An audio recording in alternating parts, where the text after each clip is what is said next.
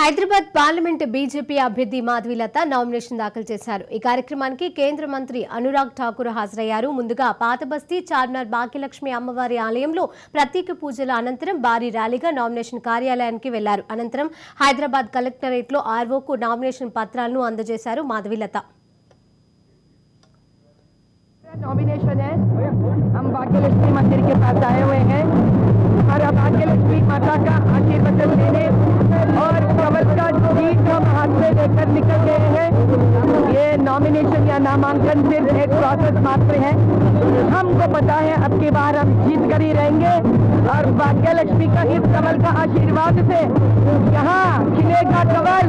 और ముందుగా పాతబస్తీ చార్మినార్ భాగ్యలక్ష్మి అమ్మవారి ఆలయంలో ప్రత్యేక పూజల అనంతరం భారీ ర్యాలీగా నామినేషన్ కార్యాలయానికి వెళ్లారు. అనంతరం హైదరాబాద్ కలెక్టరేట్లో ఆర్వోకు నామినేషన్ పత్రాలను అందజేశారు మాధవీలత.